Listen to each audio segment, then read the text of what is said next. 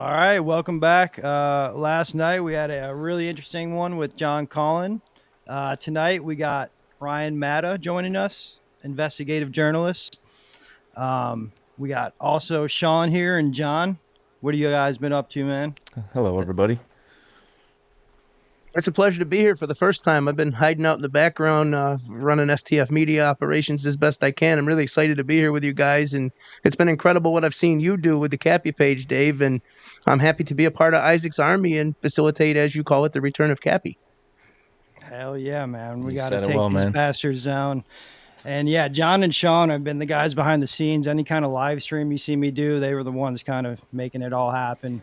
I've been Um, creeping my way into getting my face out there. So we're trying to get our faces out there, trying to get to know you guys. I'm not taking any credit for the live stream operations. That all goes to Johnny.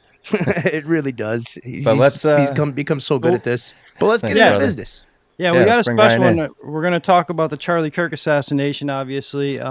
Ryan's been on fire lately, but yeah, bring him on in. Good sir, welcome.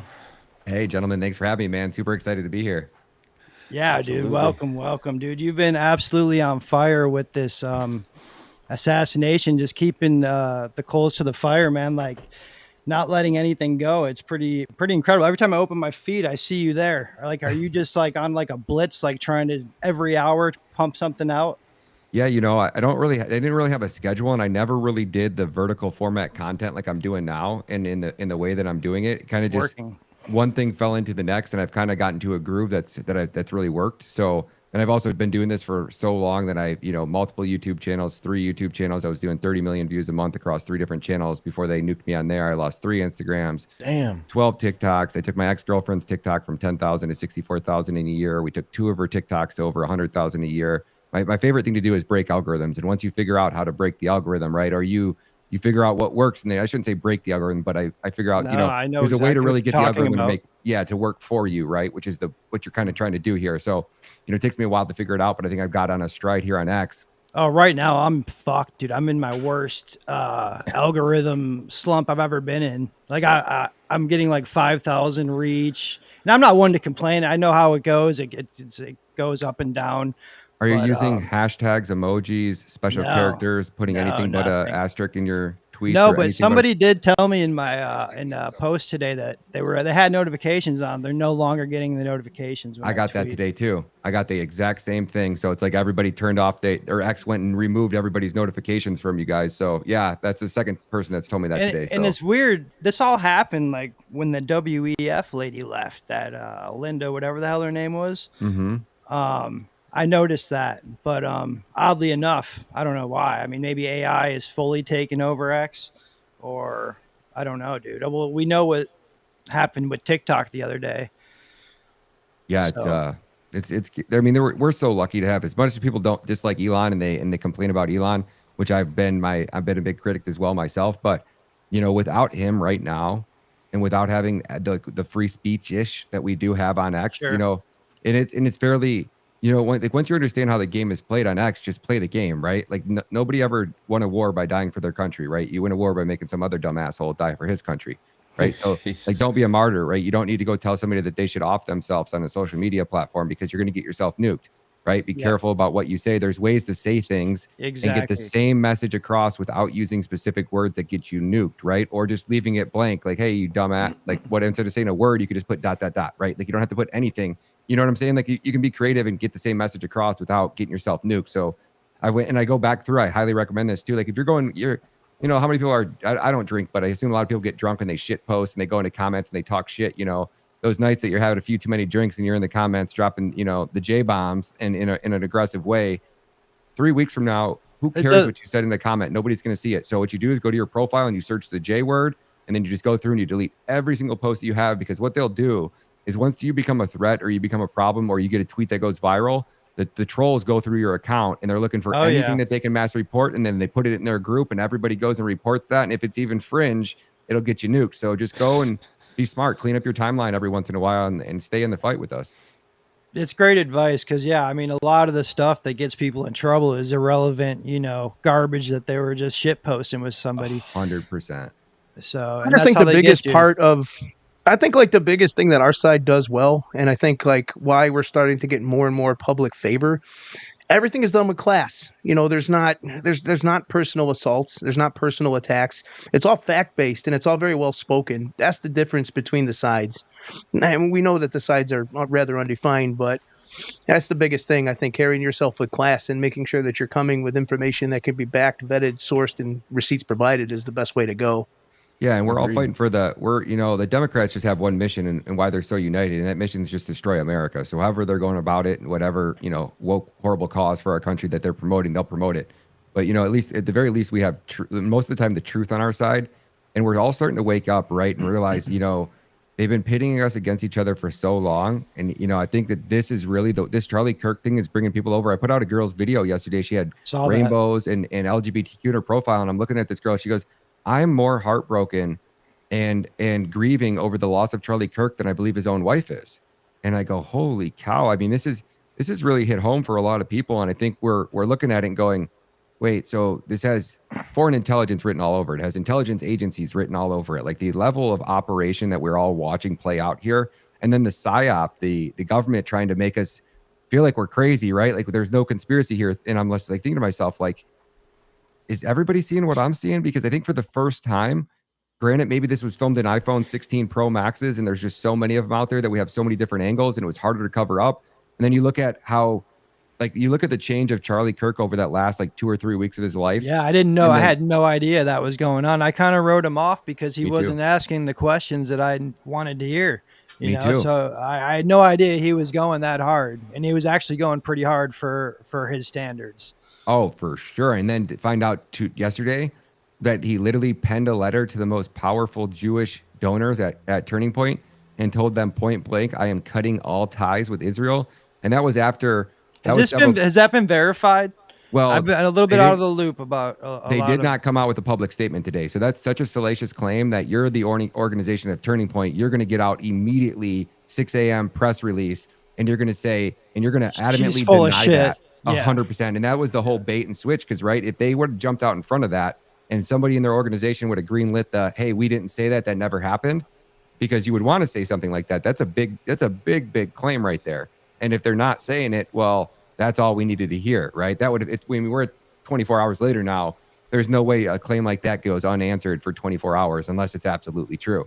And then we had another insider that came out, and basically, this person is in the know. He's inside Turning Point, and he's saying that those letters were only given to several very, very high up individuals within Turning Point. So there's only a few people who would have seen those, and somebody that's seen those is giving those to Candace, because he also fact checked a couple other claims that she made that had went at a little bit lower level where he must have been in the know on, and he's saying that he was corroborating what she was saying and the claims that she was making. So, it's pretty freaking interesting, and I'm still on the fence about, Erica Kirk. I see you guys playing that video on the screen there, and it's just like, yeah. Oh, dude, so I had John Collin on. I don't know if you're familiar with him. Mm-hmm. He's very convinced about the drones had a big play in this. So we had him come on and kind of make his case tonight. I wanted to hear what your whole thought on it is. And then we have Eskinar coming on in a couple of days. I don't know if you're familiar with his account, but he's very well established in research in the secret societies and all those kind of connections. And it sure looks like there's a whole lot of them with this Charlie Kirk thing and Erica Kirk thing. So there might be a whole lot of things that could be true in this thing, Mm-hmm. Yeah, so we could start at the beginning. The first thing we really came to conclusion was the first big breaking story was when Blake Bednarz broke or basically showed us that we could prove that Tyler was on that roof, or whoever was on that roof, within 3 seconds of taking that shot fired. Whoever fired that shot was in a full sprint in 3 seconds or less. Now, Blake goes and analyzes the footage, and he claims that it's sub 3 seconds, meaning he was in a full sprint at the exact same time that shot was fired, so that it would be mathematically impossible for the man on that roof to take the shot. But from what we can see, we can show definitively at least 3 seconds or less that man was in a full sprint running on that roof. So if he's dressed in all black, right? That video, that's the one. Can you pause that right there on that slide? Go back to that one right there. So that's the one where they allegedly sent us this photo, right? And this photo was from Tyler inside, or supposedly Tyler, inside the That does parking not garage look when he like was the same walking up the person. stairs there. So that hat right there, if you clearly look at that, now they said that they did enhance this with AI, but I don't know if AI blurs an image like that where a Harley logo would look almost like a Quicksilver logo. Like it looks like a completely different hat. His hat, Tyler's hat, looks blue in that photo. The guy that's wearing it looks black. The glasses are very similar. Now Candace is saying that is his gun. So we haven't really heard how he got the gun. We also heard that somebody, I believe on Redacted show today, said that she offered to buy Tyler a new attorney, and that the cops are denying that. They're not letting anybody speak to Tyler. They're letting him keep his face covered or hidden in these court hearings. Like, this shit is so sketch. Candace just went through all like the new people that are involved in this. We have a new FBI director of the Utah field office who started September 2nd. The surgeon at the hospital, which they received Charlie Kirk at, started like a couple of weeks ago. So the coroner also is new on this case. Yeah, I saw that shit today, dude. It was There's blowing my so mind. many like new, and I'm just like, whoa. Like, And it's funny. I remember when he fired that Utah guy like a week before. I remember just reading it in some headline, and yeah, it was some going chick, back- wasn't it? I can't remember exactly. I just And saw the headline, and because I was like, oh, Cash, maybe he's trying to make face looking like he's firing people or something, Yeah, just and Kyle, my thought. And then now this happens a week later. It's like, oh man, did he place this guy Where's there? the roommate? Where's the roommate? The roommate's entirely disappeared from anything. Yeah, the roommate. What do you Yeah, know are they in about witness that? protection? Yeah, he's allegedly in witness protection. And allegedly. the parents also. House is allegedly? empty. Everything's gutted. All gone. Don't know. Very, very weird. The very, first very thing that strange. stuck out like a sore thumb to me was 100% those text messages. They were so fabricated. It was so very obvious. And whoever gave the green light to send them out really needs to have their job evaluated, because if they were trying to send people in the wrong direction, all they did was wake up everybody who thought this might not be what it was. Oh yeah, and everybody that thought that it was legit. There's so many people that like, even the people that are still believing this FBI slop, trans shooter, and lone shooter on the roof narrative. At this point, it is such garbage. It is such trash that even those people that were actually believing it aren't believing it anymore. And it's really drawing out a lot. I think of the Benny Johnsons, the Nick Sorters, the Colin Ruggs, the people that are just paid. wait for this freaking administration. And it's so sad to see. As I said, people like gave me a hard time when I agreed with Nick Fuentes when he said we are almost in a better position when Biden was in office. And somebody's like, how could you say that? We're obviously exponentially better. I said, well, yeah, kind of. But instead of having all of us, it was like literally every single person on X that considers themselves a conservative. We were all raging against the same machine, and we thought we were trying to get Trump in office so that we could eradicate this rot, this cancer inside of our government. And I thought he was going to do it. I thought there's no way that they were going to put Trump's son. They were trying to put Donald Trump Jr. in prison for treason, which would have been punishable by death. And I think that these Democrats are psycho enough to actually attempt some crazy shit like that. And I'm At like, this there's point, no it seems that way. They're going after his kids. They were going through Melania's panty drawer, and these FBI agents were still there. Like, Cash didn't even fire them until Kyle Seraphin completely humiliated him. So Cash is such an embarrassment in this entire investigation. The FBI is just the least. If you thought people trusted them least under Chris Wray, I think you're sadly mistaken. I think people trust the FBI even less today than they did under the Biden administration. No, There's so many questions surrounding Cash himself too. Like, what's the story behind his wife? Is she a classic honeypot? There's like so many different things floating around out there that all have some credence to them, and that's what makes this all so convoluted and hard to understand right now. Mm-hmm. Allegedly, people are making that accusation, and she fits a script if there was one. That's for sure. Erica Kirk does too, but like I said, we'll keep that kind of banter for Eskenaar. He's got some receipts on all that kind of stuff. So, but yeah, like you were saying, the shooting just doesn't make any sense. People are questioning it. Everybody's starting to question it.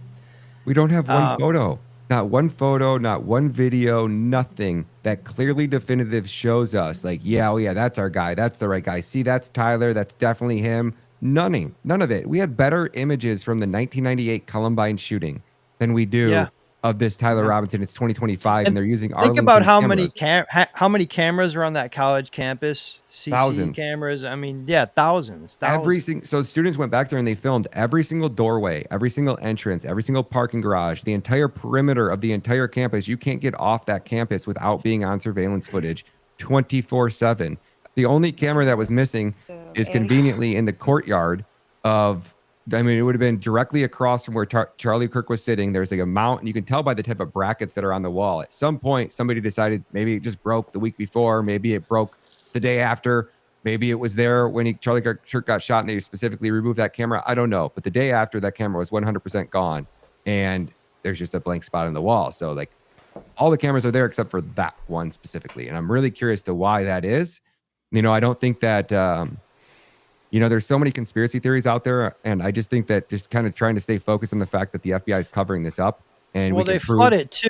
The tactic they use too is to flood a lot of misinformation out there to keep people, you know, pulling strings in every other direction. That's a old tactic they use. Dude, it's brilliant. Yeah, it's called flooding the zone. Yeah. You basically flood the zone with so much misinformation, and you add a little bit of factual information in there, and then you have these people that are specifically going on about these crazy conspiracy theories, which there's no way to prove it, right? So until we can get kind of just dial down the fact that the FBI is lying to us, and we can hold their feet to the fire in a specific spot like these CCTV cameras, and if we don't let go of that, then you got the Turning Point team, the employee completely removing evidence from a crime scene. Right. He literally was standing on the chair that Charlie Kirk was sitting in when he got shot, covered in blood, and he uses that chair to go stand up on to take a memory card, which he then goes hides in his hat. And then 3 minutes after the shooting, he's making some phone call to somebody, which doesn't make any sense either. Like, who is it so important that you were going to call 3 minutes after Charlie Kirk got shot? And then he's also hiding like around the edge of the corner of the building. I don't know, it looked like he was filming, or, you know, it was just so bizarre the way that kid behaved. And the fact that the FBI has just completely wrote him off as not suspicious. None of this adds up. None of it. We got ghost people that Candace is like, you know, the people that were found the magic Converse footprint. Now there was allegedly a girl that was with the shooter. Whoever was the man that went and ditched that gun over there was running with a female. And then the FBI specifically edited that out and released the TMZ video. And it doesn't show the girl in there. So it's like, who is this girl that was allegedly with Tyler? If that was him, when you're telling us he's a lone shooter on the roof, like, and then the FBI is now putting pressure on the Utah sheriffs to basically close this investigation and just put a bow on it, stamp it. You know, Tyler's guilty, lone shooter on the roof. That's it. Nothing to see here. Don't ask. We can't let that happen. We absolutely can't let that happen. No. How close are we to that? So I got a call from Redacted. This was last Friday, and he said, "Hey man, I'm kind of sick, but I might put this story out, so don't break it." He goes, "You know, I'm getting calls from my sources inside the FBI that are basically saying that the FBI is about to basically close this case." And that was last Friday. Yeah. And then he put that out Friday. And then Candace came out 2 days ago and said the same thing. She said this time the FBI was putting pressure on the sheriff's office to actually close this investigation. So I'm going, you know, I think that would be, it's a PR nightmare. The fact that they haven't already did it and they've wanted to do it for however long now, I think is telling us a lot. I think with the pressure that we're putting on them, we haven't even really heard from them lately. I haven't heard anything new. Well, no, I mean, it's been such a mess. It almost seems like, you know, whoever did this called them afterwards and was like, "Hey, clean this fucking mess up." That's dude. You're so like, I don't think that this was like a long thought out thing. I think at best they started planning this 2 weeks prior as Charlie Kirk started going around, because I think so you want to really go down the rabbit hole and what, you know, we talk about the honeypots, Yes. right? So, you know, I thought the first instinct that I had just naturally was that his wife was in on this, that she was a honeypot. And this is all allegedly. I have no proof or any facts, so don't put me with a $5 million lawsuit, right? This is just my thought process, and I think I'm allowed to think freely here in America. So my first thought is, okay, so Charlie probably doesn't trust many people. Like, he's smart enough to know and read people and tell, like, something wasn't sitting right with him. He changed out security a few times. Like, there was a lot of things that were going on that just, you could tell, right? But the one person I don't think Charlie saw coming was his wife. So you think if anybody would have known how Charlie truly felt, and he was probably having open conversations with his wife. So we know that roughly, was it 15 days prior was when they decided to announce this tour. And then again, somebody scheduled him to do 2 shows in Nevada, which didn't make sense. He was also putting together Doge, which was going to be auditing Turning Point USA. So allegedly, there was somebody that showed up on that campus roughly 2 weeks prior and was seen on the roof to the point where the professor had to come outside with a student, and they went out and talked to this guy that was on the roof. They're like, hey, are you everything okay up there? And the guy's like, yeah, I'm just taking photos or whatever he said he was doing. And the professor's like, oh, okay, just want to make sure you're all right. He's like, yeah, I'm fine. And he just kind of came off the roof, walked off the roof, and then just left. They didn't really think anything of it. So I think that when they announced that tour, I think that he was having these conversations with his wife. And if his wife is some type of agent, right, she's feeding that information to she's just his handler, right? So somebody's handling her. So she's feeding that information to her handler. And then finally, it got to the point where 2 days prior, he writes this letter to, the most powerful Jews at the organization, says, hey, I'm cutting ties. I think that Charlie had made that decision several weeks prior, and that's why he was going on all the podcasts. That's why he was speaking out. That's why he was bringing Tucker Carlson and these people onto Turning Point and giving them the stage. I think that his wife knew that he was going to do this before he even wrote that letter. And if she did, and she was his handler, then she was feeding that intel to whoever was handling her. And they came up with this decision probably 2 weeks prior to this thing. And then all of a sudden you get the new FBI agent there. Was somebody pressuring Cash to remove that girl? Why did it take him 8 months to remove this woman from her position when, Kyle Seraphin and everybody and all these FBI whistleblowers said that she was trash from the very beginning? She was a complete DEI hire. That was one of the first people you would have got rid of. But you get rid of her 8 days before this assassination. And then you have the new doctors, the new coroners, like every single thing. And you think about the power that these guys have, especially the intelligence agencies in these organizations. You wanted a new coroner, you could have easily promoted somebody. You could have found any reason to fire them. Like, they control everything. And it's not unbelievable to think that they would be able to get the people that they needed into the key positions. They could easily silence the others. I think we're going to start to see a lot of random strange deaths start to happen, just like we have in the Las Vegas shooting. All 9 eyewitnesses magically vanished or died of strange circumstances within a year.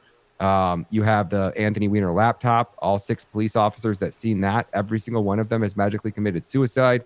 So I keep warning these officers, right? If you weren't in the know in Utah, if you were at that university and you saw something, you made a call and said, hey, I seen this guy in a tactical mask, and the FBI hasn't reached out to you, nobody's contacted you, or if they have contacted you, they just ask you a few questions and they let it go. You are now a loose end, and you need to come forward with that information to everybody. I don't give a shit what the FBI tells you. We were told that people inside the Turning Point organization are being told to stay quiet because they don't want to interfere with the investigation in Tyler. The higher up at Turning Point are being told to basically try to avoid specific questions and talking about specific things because it might interfere with the prosecution of Tyler Robinson. So they're being told to keep their mouth shut by the FBI. The FBI was ordering the local police at the crime scene the day the event happened to stand down and not interview any of the witnesses. Why would the FBI telling the sheriff's office these things, right? So you start putting all these pieces together. You got the Patsy, George Zinn, Zinn, that creates the perfect distraction at the perfect time, like that. The odds of his history is just. Were you the one who did that video in the Grok that 1 in 2 billion? I think it was. That was me. Yeah, that video got like 7 or 13 million views or something crazy like that. Mr. George Explain to me how George Zinn found that passport. No, are you kidding me? Are you kidding me? Seriously. He didn't find the passport. He saw the planes flying to the Twin Towers, and he actually called and reported it. I got a photo on my computer of him. I might be able to throw it in the live chat. It's actually Rudy Giuliani. And George Zinn. I saw that one. Was he giving him like an award or something? Yeah, something crazy like that. I guess George Zinn is like really embedded into politics, and he just happens to be at the right place at the right time. And now he's got caught with he's been caught with child porn. Somebody sent me a podcast link that supposedly got scrubbed. I didn't download it. I didn't know the person, and I'm like, I don't know what the fuck this is. But apparently there was a podcast he did a couple years ago where he was talking about all these events he was at, and they completely scrubbed it. But I do have a link. I'm just afraid to touch it, honestly. It's wild, man. The amount of stuff think about back in 9/11 days, like that was 2001. What were we using back then? Like Nextel flip phones? Did we even have the i90 back then? It was like we didn't think we had color screens yet. So nope, brick attack on the green screen. Yeah, it was pretty rough back in those. The kids don't know how good they have it nowadays. So like I just keep thinking, imagine how they would have covered this up. Sprint. Imagine if this would happen in 1995. how easily it would have Oh. been for Oh my them to God. cover this Oh. up, dude. So like technology has just made it harder and harder for them to get away with these operations, and they haven't evolved in their tactics. You think they would get smarter? You know, like they have this advanced military technology, these zero gravity devices, cloaking technology. Like they could have easily put probably Well, literally a hovering device, 50 feet out in front of Charlie Kirk floating in the sky. None of us could have seen it. And a little door could have opened. They could have shot him, taken him out, and this thing would have been gone, and nobody even know where the shot came from, what it looked like, where it was fired well, from. the Would have been evidence that silent. John Collin brought up yesterday would corroborate with what you're, with kind of what you're alluding to, is because there was a spy plane so close to that area within 20 minutes that is known to shoot spy drones off. And have you seen like the footage of the drones in the over the crowd right after the shooting? Like they look like they're just taking off. Yeah, I've seen a whole bunch of black specks that have kind of been, moving across I would look screens. into that, man. John brought some pretty crazy receipts. If you guys sat down and talked, I think I've it would seen a be lot of the pretty videos. I mean, interesting. Blake's went through it, but the thing is that like until we prove that Tyler wasn't on that roof or Tyler didn't take that shot, everything else is irrelevant, right? It's just a distraction. Like I could have video evidence of a drone flying out right in front of Charlie with a little gun on it, and people still wouldn't believe it, right? You know what I'm saying? Like until we prove that they're lying about Tyler and that whole operation, everything else is kind of irrelevant, if that makes sense. Yeah, no, I hear It's just ya. mighty convenient that he stopped talking too. All of a sudden, he's not cooperating because they don't want him to screw up their narrative. They want to stay in control. Yeah, it's absolutely bizarre, man. The whole attorney thing that his parents are missing now, the boyfriend's missing. It's too many coincidences here, right? And I don't know if you guys believe in coincidences, but every time we have a coincidence, it turns out to be a 6-month spoiler alert, Yeah, absolutely. Where are you at, like, with this? Have you come to like a conclusion, or maybe come close to one, or how you thought he got taken out? No, I'm right where I pretty much was the exact first day. Was the FBI is lying to us. I don't know 100%, but I think it's highly unlikely that shot came from whoever was laying in that prone position. But we also had Candace with the eyewitness who filmed that person laying in the prone position, and they said that shot went off 20 seconds after he stopped filming. So I found it hard to believe that man was in position and up on that roof with a rifle, and you also have somebody that's sound like they have a military background. 20 seconds later that shot went off. I think it would be very hard for them not to have known where that shot kind of came from if they were in that general vicinity, which makes me think that there was somebody on that roof and they did have a gun and there was a shot fired, or there was somebody on the roof of the computer science building behind him, which is where you're seeing that camera from. I believe that camera's attached to the computer science building.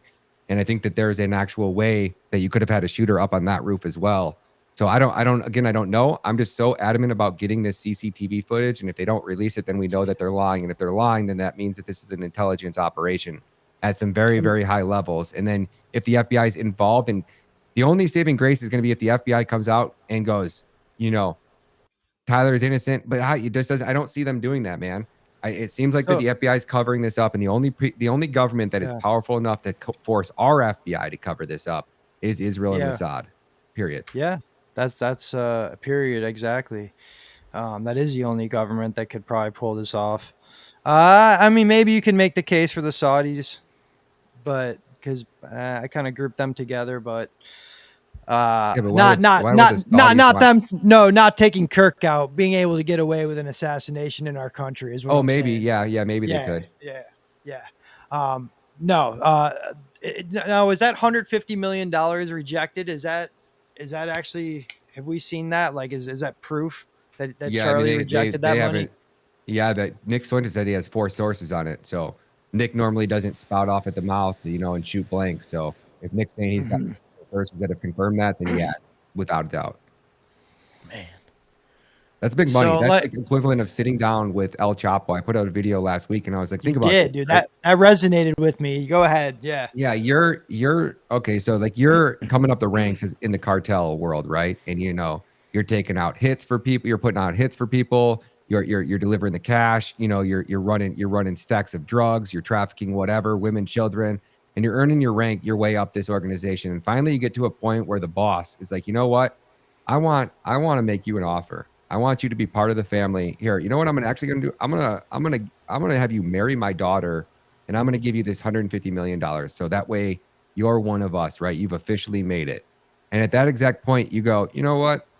I got this side chick that's over there. She's looking pretty good. And, I don't really need your money anymore because you've already built me up and you built this organization, and I got my own businesses and I got my own team and everything's running and firing on all cylinders. So you know what? We're actually not going to work for you. We're going to work against you.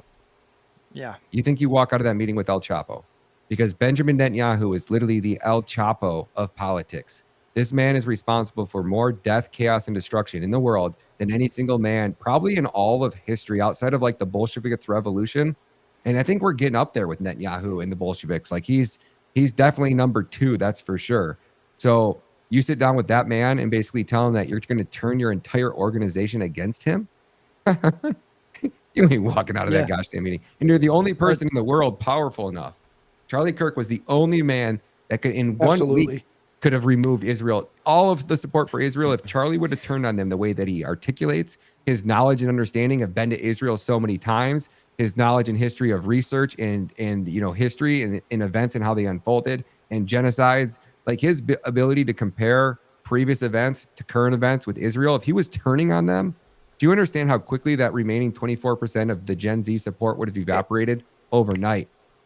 And people are saying like it's very obvious that people didn't realize the amount of reach that he had until afterwards. But I know that those in the know knew all along the type of reach Charlie Kirk had. And the second he turned, you'd lose not just that 24%, you'd lose people you didn't even expect to lose. There's no way they could afford to poison the minds. Like, that's what the Israelis are thinking.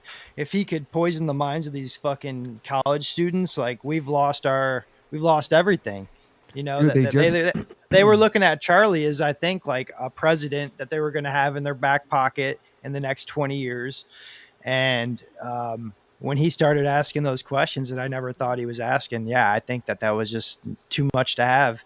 And do you think Charlie saw it as just a Netanyahu problem, or do you think he was waking up to it's the whole thing? I think he was waking up to the whole thing. I mean, you hear him talking about the secular Jews and these NGOs, and that's what they really, I think, really pissed him off when he really started to go down the NGO rabbit hole, because there's so much crime and corruption and so much money laundering and filth that takes place in these NGOs. That's how this entire operation all runs. At every level, every regime change, it all revolves around, number 1, social media, and number 2, these NGOs. And they think about this. They were willing to they forced the sale of TikTok, a Chinese company that's worth billions and billions of dollars. And then they underbid that for, what is it, 16 billion, when it's doing like 16 billion in revenue per year. And normally the lowest valuation, according to the Truth Teller, is like a 6x. So meaning it should have at least sold at the very least for like 82 or 84 million or billion dollars. And somehow they forced the sale of this, but they were willing to spend a $16 billion to acquire a social media platform to try to sway and manipulate the minds of the youth. And Charlie already had the ability, so they could have bought TikTok, and then Charlie would have been on TikTok going against Israel. I mean, are you kidding me? Like, this is so crazy to think about. Like, the amount of money that we're talking about here is literally trillions of dollars was on the line, because that's about what Israel sucks out of America every year. If I just had to take a best guess, or over a couple year period, like we're giving them between support, the amount of politicians that fly over there on our tax dollars, the amount of money, contracts, and then the amount of money our intelligence agencies have to spend covering up their crimes and carrying out these covert operations on behalf of Israel, fighting Israel's wars.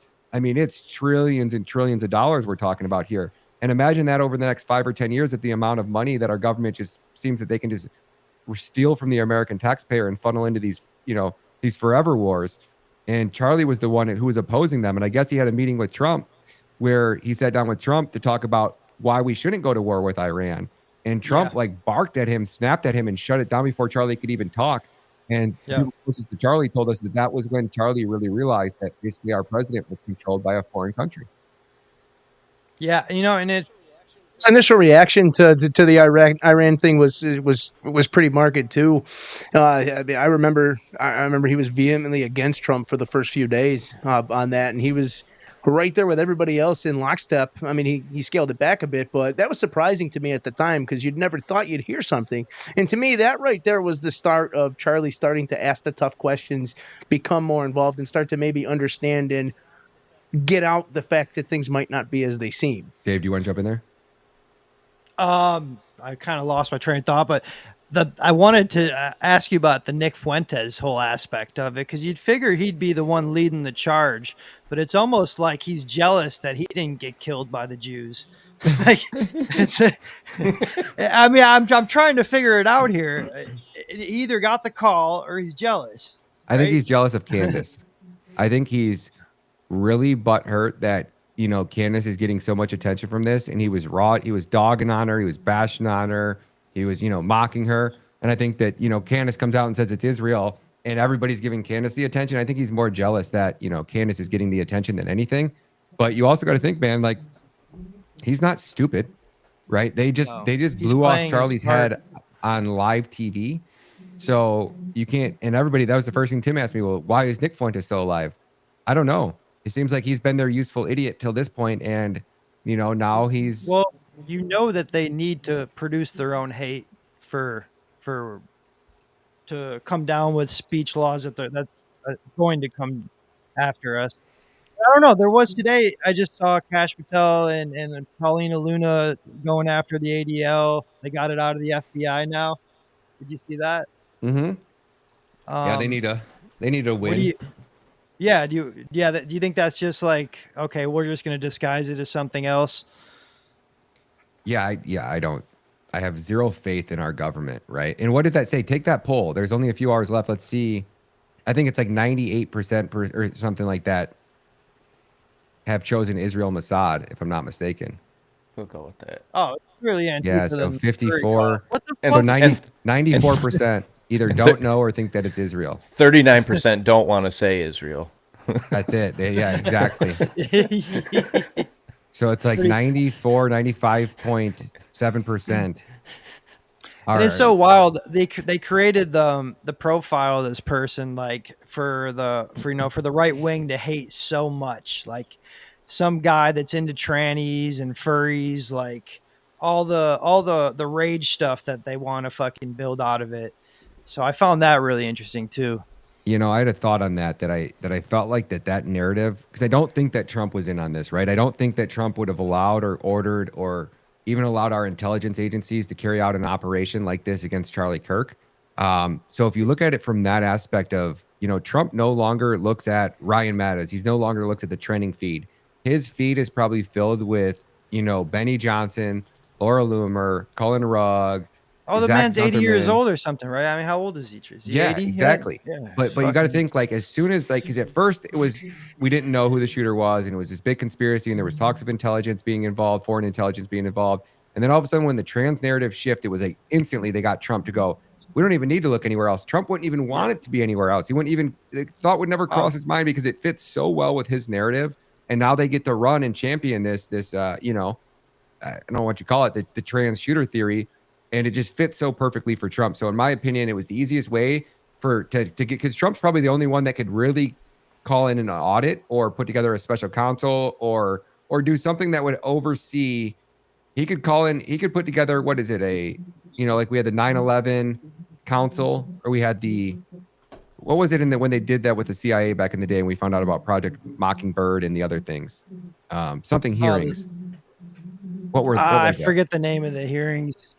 Oh, you talking about the commission, the 9/11 commission that eventually released a paper that was full of stuff that probably wasn't true? But I'm talking about back in the 70s when they had the CIA with the heart attack gun, and they had Project Mockingbird, and they were supposed to be dismantled and disassembled. What was that? When it all came to light, I don't know the actual name of that whole commission, but everything. The Warren Commission. The Warren Commission. Yes. Yeah, that 100%. It is. So, like there could be enough public outcry for us to basically be demanding some type of external investigation that needs to be done here. We can't trust our intelligence agencies. We can't trust our government. We can't trust the FBI. We can't trust the CIA. Like, we're in a really dark time here in America. And I don't know if anybody really can wrap their head around it or understand, like, this unfolds horribly for this administration. No matter how this plays out, right, this is going to be very bad. Outside of Tyler Robinson dying, which is very, very much on the table right now at this point. Candace is worrying that he's not suicidal and he would never kill himself. And, I don't know how, like, if they, they're not going to let this kid go to trial, because that pulls this on. This continues to stretch this out, way out into the future. Why can't we get Tyler a new attorney is what I'm wondering. Why is this being so, I don't know, man. There's just too much that's not making sense here to me. Tyler's family might be been paid off at this point, if he even Well, is still alive. I mean, you look- I suspect he's an MK Ultra candidate who was brainwashed, who may even thought he took the shot. Maybe he was up there. Maybe he thinks he killed Kirk. Well, but he actually according to Candace, she's saying that that his parents didn't even turn him in. That his parents have never once said that their son is guilty. That some man that claims to be a family friend, this random sheriff, called them up and was just basically like, "Hey, you know, the videos on the people seeing the videos online, and the FBI were hearing rumors that they think it's your son." And he was saying that, or maybe they reached out to him saying that you know, there's people saying that it looks like his son or whatever, and you know, he thought they were going to kill him. So he didn't want to get himself killed, so he's willing to voluntarily turn himself in. They just took him down to the sheriff's department and showed up. And his parents have never admitted that he was guilty. And they said that they didn't even know he was gay. They Really? invited to meet his girlfriend. He was telling them that he had a girlfriend. And then Candace goes, "Well, now that we look at it, we think that the girlfriend was, you know, most likely Lance." And she said when they raided his house, she's also hearing rumors that they did this really quiet raid on the boyfriend's house for some reason. I don't know why. It was all hush hush, but you know, all these things are always publicized. Why would that be not? I mean, look at the raid on Mar-a-Lago. So to me, you know, if they were staging the scene inside Tyler's room, they were taking the furry stuff from Lance's room and putting it over in Tyler's room, specifically staging stuff to take photos. You know, the parents never turned him in. We know they do that because remember the New Orleans terrorist attack? Yep. And then the reporter walked into that house and the Quran was fucking, everything was staged. Oh my gosh. Yes, I do. Now that you mention that, I sure. Yeah. I mean, do. it's like right out of their playbook, dude.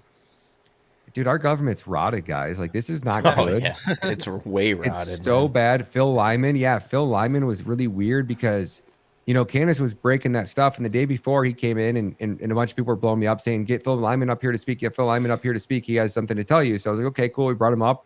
Seemed like he was completely normal. Like, you know, nothing was really weird or suspicious.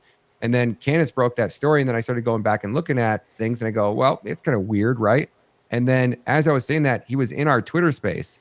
So then we played the Candace video and we interviewed Phil. And in our interview, I was very clear. I'm like, so wait, I called him his nephew. And he's, "What do you mean my nephew?" And I'm like, that kid wasn't your cousin, your nephew, or a relative to you. He's like, "No, Shaner? No, not at all." So he was telling me that Shaner is in no way, shape, or form related to him, which was really bizarre. And then I was like, well, what about the photo? How did he get the photo? He's like, "Oh, I don't know. Ask Shaner. That's Shaner got that photo. I don't know how he got it." And I'm just thinking, like, you've been laser focused on this investigation this entire time, and you never talked to the kid who allegedly took a photo. Like, that's what I was thinking. But I wasn't fully aware of like who he was or like how everything went down. I just watched a little bit of that video of Candace, and I got to interview him right after. So I wasn't really prepared to interview him, I guess, to say the least. But Sure. You know, he did say a couple of weird things that I obviously aren't adding up. You know, I think in the first time he tried telling us that he was outside when he heard the shot. I'd have to go back to the first time that he was in our X space and actually go listen to what he said in there. But now Candace got his video, and he was inside of a building when Tyler was shot, because he pulled out his phone and started recording as he was walking out the door, and it was at 12:23. And by the time he got outside, they had already been shot.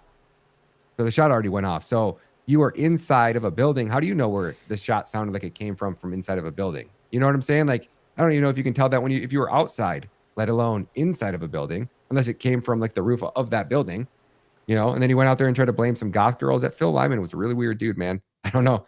He got mad at me for saying he was weird, but you know, some shit ain't adding up. That's for sure. Yeah, no, if someone's going to try and bring receipts, they got to add up, or you got to call it out. Especially in this serious of a situation. Yeah. And then you just go through the day that they claim that Tyler, right? So what we also know is that the man that allegedly took the shot in that roof was in a full-on sprint within 3 seconds of that shot being fired. But previously to that, according to this would have been the affidavit for probable cause, which is what they got the warrant to go, I guess, raid his boyfriend's house or whatever they needed to bring charges on him. And in that document, they clearly state that it was a 30-06 that was used. So we know the weapon for sure. That was confirmed in their reports. They can't walk that back. They said that he was up on that building at 12:15. I believe they said that he was crouched down on the edge of the building at 12:15. And then right prior to taking the shot, maybe 1 minute before. He runs over, gets into position, which that's confirmed by the metadata on the video that Candace Owens got. She contacted the team, the man that videotaped that. That's the one where the guy's like pointing at the roof, and he's like, "Hey, man, I think that guy just did somebody run across there? Is he already in position?" And he was like, it was really weird how he said that, but I think he assumed that was probably like a law enforcement officer that was up there in tactical gear that was there to oversee and just keep an eye on things. Like, he's already in position. That's weird. And then he said he stopped recording, and 20 seconds later, the shot was fired. So I think that guy being there, would have had to have heard that and assumed that, if it didn't come from that roof, you think he would have told Candace that. But he also said that the FBI had never tried to contact him.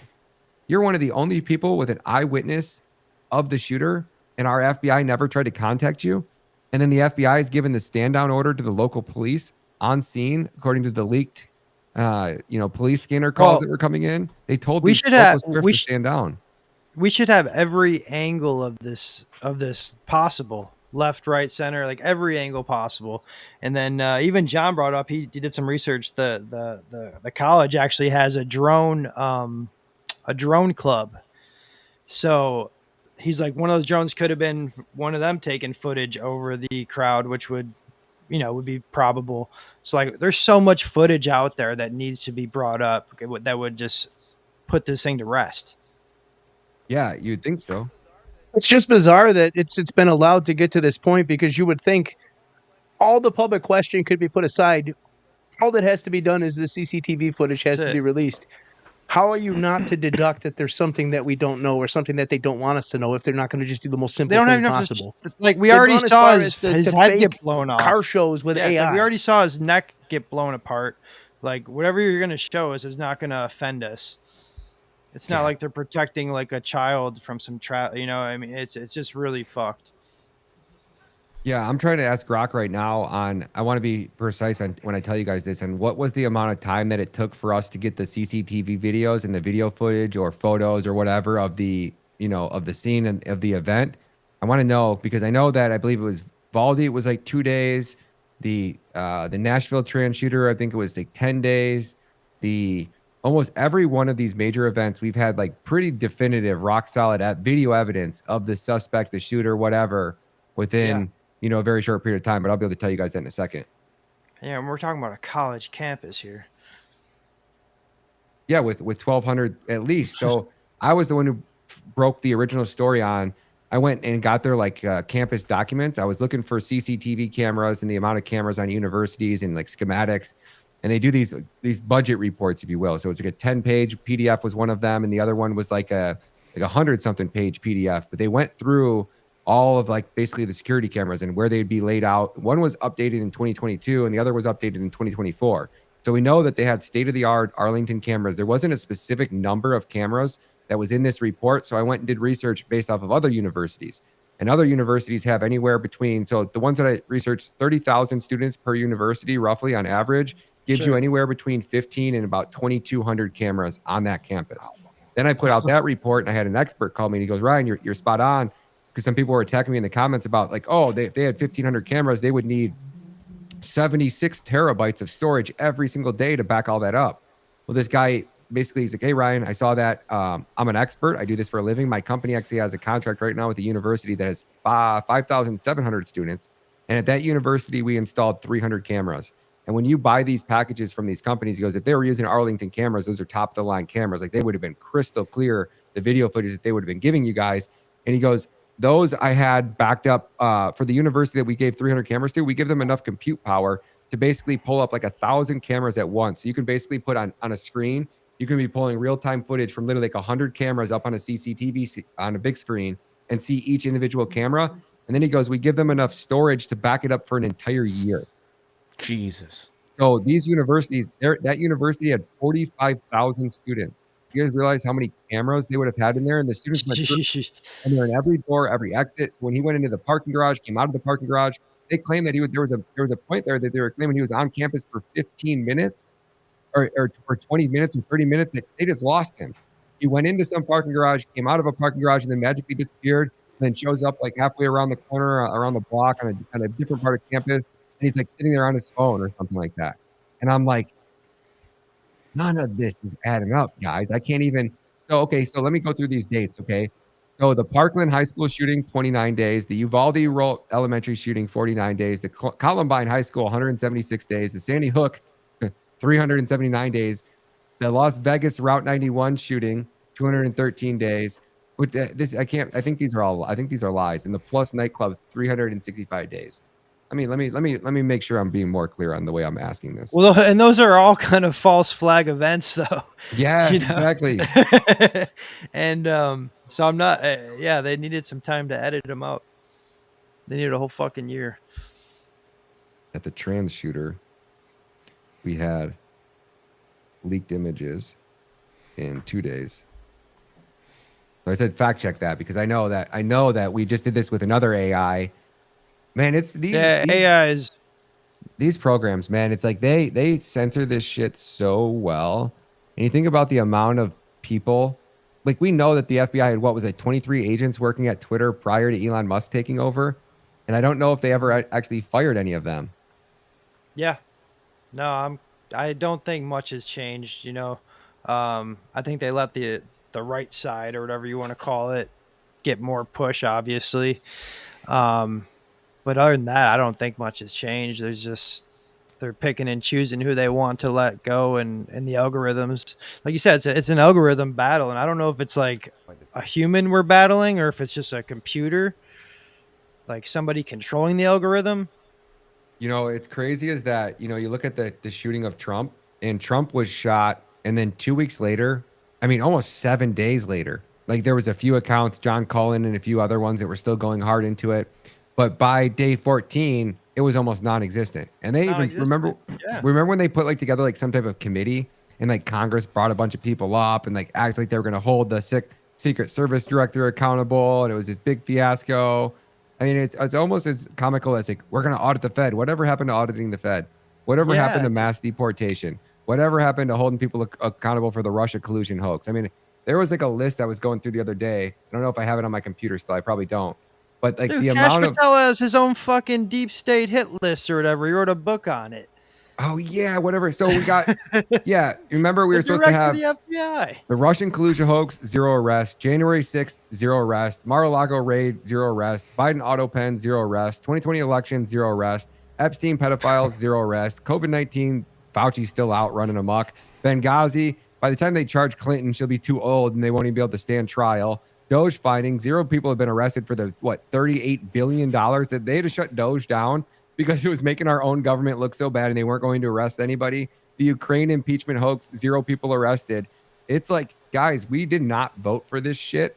We did not vote for a government that has literally brought like 8 or 9 bills to the floor that are pro-Israel bills. And they've managed to pass like 2 or 3 of them. And they've brought zero for the American people, guys. 0 people have been held accountable. And we have Tina Peters, right? Let's talk about Tina Peters, shall we? She's a Gold Star mother.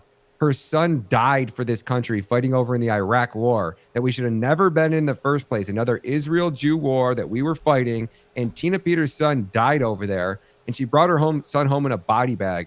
This woman was running. She was like the Secretary of State or something like that she oversaw the election somehow in Colorado.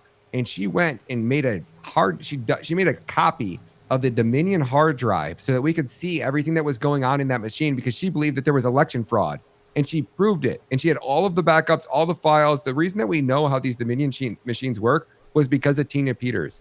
She is now rotting in a jail cell for like interfering with elections, for doing her job. And this is a close Trump ally. I met her. She was there for the premiere of Police State at Mar-a-Lago. So she's like a close ally to Trump. And you mean to tell me the most powerful man in the world, the president of peace, the man that can jet set across the country and end wars in a single bound, in a single leap, in a single bound. This man can't order his government. The most powerful man in the entire freaking world can't get Tina Peters out of jail. And they go, well, it's a state charge. It's not a federal charge. I go, bullshit. Trump could be outside of that. You know what I'm going to do? I'm going to move the White House to Washington, D.C. We're going to take over the governor's mansion. We're going to set up headquarters here. And we're going to be holding all our daily press briefings outside of the local jail every single day until Tina Peters released. They could get Tina Peters out of that jail so gosh damn quick. She was in there doing dishes, wearing like these giant rubber gloves. She's just had her 80th birthday, and she's bent over a sink inside of a freaking prison with gangbangers and drug dealers serving slop to inmates, and she's 80. And she's a Gold Star patriot. She's one of Trump's closest allies. This girl was out there basically door knocking for Trump. This government has absolutely crushed her. And you think Trump's coming to save you. I know your audience doesn't think that, but gosh damn, man. That doesn't. I didn't realize how deep it went with Tina Peters. I didn't realize she was in jail still sitting. Rotting. I thought she was. I thought he had given her amnesty. He can't because it's a state charge, I guess. Ah. He can't pardon her because it's a state charge, which is why I'm like, you can't tell me that Jenna Griswold chick who runs the elections or ran the elections, and all of these people are guilty. They're all guilty of one crime or another, whether that's insider trading, whether that's money laundering. I went and got the offshore bank accounts of ambassadors to America, and these guys are moving around millions of dollars offshore. You think Biden was the only one, and Penn Biden Station are the only one taking money from China in these offshore accounts? All of these politicians do. And if you look at the elaborateness of Biden's money laundering scheme, that man and his wife and crackhead Hunter are not smart enough to put together an offshore bank account money laundering scheme like that. That is your intelligence agencies who built that shit for them. And all of these politicians have the exact same shit. They're getting filthy rich. What we see in their bank accounts and what we see in their net worth is nothing compared to what these people have in these other countries. And they go to these other countries and they're treated like royalty, man. And I could go on and on about these other countries, but the ambassadors to these other countries are more powerful than the presidents of those countries, because our intelligence agencies have went into all of these countries, 100 different countries we've carried out regime changes in the last 50 years. And when we go in and carry out a regime change, it's never to benefit the American people. It's to install corrupt dictators who will do the bidding of America and not what's best for their citizens. So we basically do all these regime changes. We install these politicians just so we get their vote in the UN. And we drive these countries into absolute poverty. With the IMF and the money thing, we force them to privatize their oil and natural gas.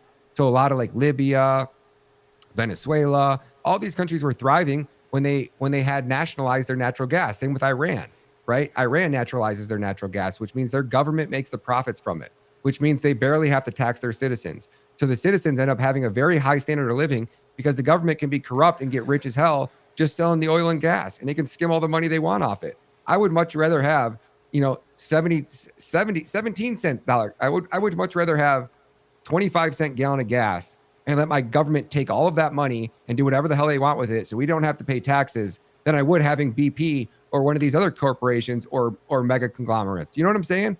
Like our government could literally drill here in America. They could take all of our oil and all of our natural resources. They could sell it to the world at a cheap price. They could get gas for us for 25 cents a gallon, and we wouldn't have to pay gosh damn taxes, and our government would be filthy rich. Why are we not doing this? Why are we not talking about these things? Oh, a dictator would take over BP. Take over BP. You think anybody in America gives a shit if some rich assholes lose everything? Just one fucking family? Yeah. So we don't have to pay taxes? You think that you can convince Americans? Right here. This is where we're headed with this country. This is why they're so terrified of people like me or you getting a fucking voice. Because when you start speaking with so much simplicity, okay, some rich assholes that have raped and pillaged us over the oil and gas. Like, you think I care about those assholes? Take their gosh damn companies, nationalize them, and eliminate the IRS. Brilliant. Ban BlackRock from buying single family homes. Ban BlackRock from buying any real estate, period. None of these hedge funds should be able to buy freaking real estate, period. You should be a limit to 5. I'm not trying to knock the hustler, right? So maybe an individual person in a business can own 5 pieces of real estate. Okay, you got to do business in 5 states. You want to have 5 different, whatever. Maximum, 3 locations per state, 15 per company, whatever. Some type of limit scale on it to where you don't have one corporation or Vanguard, BlackRock, State Street managing everybody's retirement in America. Yeah. And they've now created a way for them to manage that manages. So it's not even like it's your 401k person or a company. It's a company that owns a company that owns a company that owns a company, and they own everything. And because they own everything, they can then borrow against all of that collateral that they're managing. It's not their money, but yet they're taking out loans on our money. And then they're using that to build and buy businesses and acquire more assets that makes our life fucking miserable. No, this is it. Like, I think we're waking up as Americans, like as a whole, and going, the way that this world is working is not going in our favor. These data centers going up everywhere that are going to destroy all of our water, and they're going to drive up the cost of electricity, and they're going to, have cameras that analyze every data, everything that happens in every second of every time. Bill Gates putting up 50,000 low orbit satellites that are going to be able to see every corner of the globe. None of I us. mean, we all have a rap sheet now, like in like a snap of a finger.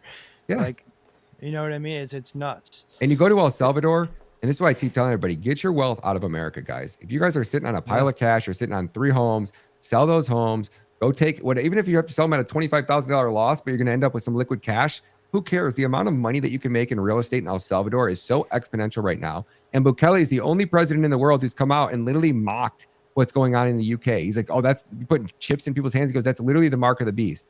That man is never going to allow that to happen in El Salvador. You want to feel what freedom feels like? You want to know what the American dream felt like? Go to El Salvador. You wake up every day and your life literally gets better. And you know why that is? Because Bukele has eradicated every ounce of corruption down to even the Secretary of State levels in his country, to the point where they are no longer incentivized to be criminals, and they're no longer incentivized to steal or skim from the system, because if you get caught, you're going to prison. Period. It's that simple. So every day, your entire government wakes up with one mission, and that mission is to make life better for the citizens of that country. And you're watching what once was the deadliest country in the world. In 3 years now, they just set the world record for going 1,000 days without a single homicide. There has never been a country in all of human history that has ever gone 1,000 days without a homicide. There is not a state, there is not a city, there's probably not even a few towns that have gone over 1,000 days without a homicide. And in El Salvador, there has not been a single homicide. And now it's probably going on like 1,030 days at this point. And he did that. I cut off the USAID money spigot. Yep. Yeah. Yeah. For the amount of murders, it was like a running joke. Like, absolutely. So my family, my wife is from Ecuador, and like right now they're getting just ravaged by the cartels. And, so the new president they have there, he's been there about a year now, but he based his whole campaign on the guy from El Salvador. Bukele. So yeah, Bukele. And so I'm praying that they can get some leadway, but I mean, I don't know. I don't know how the fuck that guy did it, because it's absolutely incredible, because I see what the condition Ecuador is in, and I just don't understand how that could be turned around in such a short time like he did. Because he did it the right way. So when the cartels lashed out, right, they went out on one weekend and they murdered 63 individuals. If you actually go to my Twitter profile and you click on my highlights and you scroll down about 3 or 4 posts in my highlights, you'll see my El Salvador documentary. So if anybody wants to see what this man did and how he did it, keep scrolling down. I'll tell you another one up there too. Yeah, right there. So what this man has done is, the first thing he did was he built these mega prisons, right? So that was first place you had to put the criminals. Then when he started to arrest some of them and actually try to put them in jail, the court systems were so corrupt that they were just getting basically released back onto the streets. And the cartel said, okay, you want to put a few of us in jail? We're going to send you a message. They went out and they slaughtered 63 innocent civilians in one day. I think it was 127 or 137 in a weekend. Oh. So come Monday, including Bukele's sergeant in arms, one of his sons was killed. Okay. So what that did is there was so much public outrage that it was basically like, our government is going to overthrow Congress, or you guys are going to vote with Bukele and give him the opportunity to fix this. So he suspended the Constitution. That gave him the ability to pass a law that said, if you have gang tattoos on your face that show, and you're covered from head to toe, and you have tattoos that show how many people you killed, you're literally bragging about how many people you killed by tattooing on your face, you go to prison. You don't get a trial. You don't get a phone call to call anybody and say goodbye. You don't get to run your shit from inside the jail cells. You're going to prison. You're going to have no contact to the outside world ever for all of eternity. And you're lucky we're not killing you.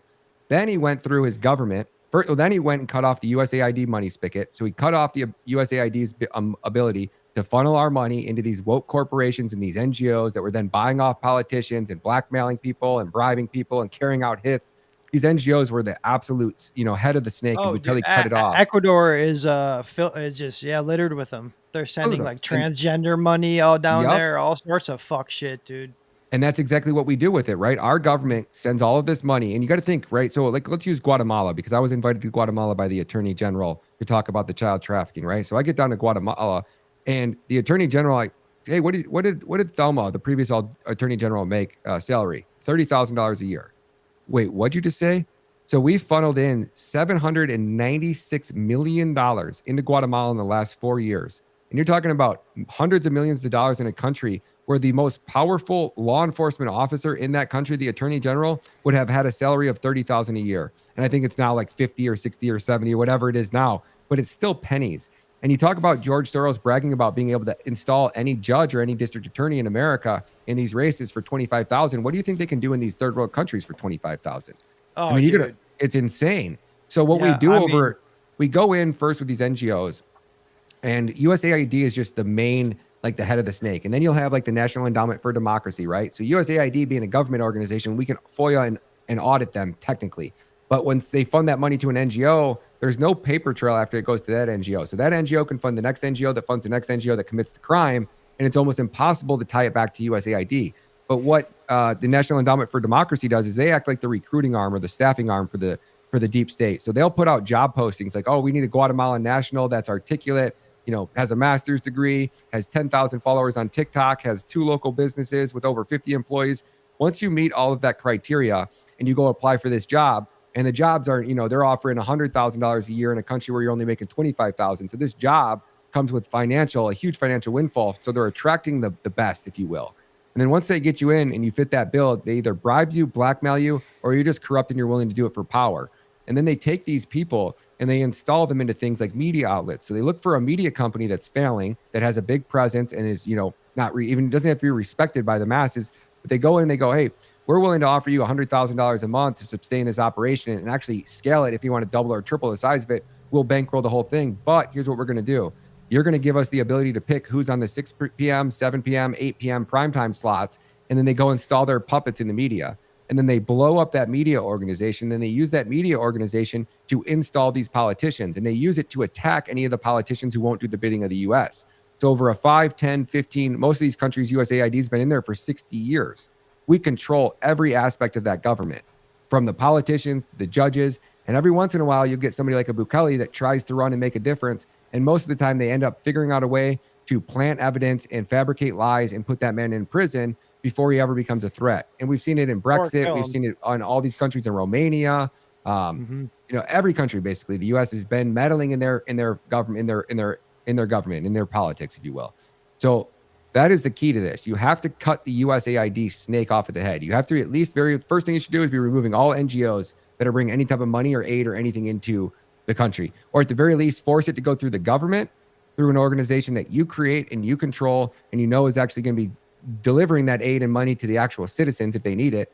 Like I just got back from Tanzania. I've been to 20 different countries in the last 40 weeks. I've been to Tanzania. I've been to Madagascar. I've been to Thailand. I've been to Honduras. I've been to El Salvador. I've been to Guatemala. I've been to Mexico, and the list goes on and on and on. I went to Tanzania. We given them $20 billion in the last 10 years. And that money was to deliver electricity and clean drinking water to every basically village in Tanzania. I went, 54% of the country doesn't have electricity. 46% don't have access to clean drinking water. 54% don't have access to basically running water. Okay, so the where did all that money go? Billions of dollars and I did the math on it. I could install in Madagascar. I went to go to deliver aid to. I just bought 60 kilos of rice and a bunch of supplies and soap, and I went to take it. I said, I want to go to the poorest village here, and I want to go to deliver some aid and supplies because I just wanted to meet and see the people and see what life was like in the poorest areas of one of the poorest countries in the world. And I get out there and they're talking like, yeah, man, these women put these 5-gallon buckets of water on their head and they have to walk 6 kilometers there and back. So it's 3 kilometers each way. And they have to do that 3 times a day just to get enough water to cook, to clean, to bathe the kids, to do all the stuff they need because they don't have running water. And I go, well, how much would a well cost to put in here? And he goes, oh, we can put one in for $250. What? And I go, what? What'd you just say? Oh, Yeah. So you could put a well in every village for on average of $250. Let's just say it's even $1,000.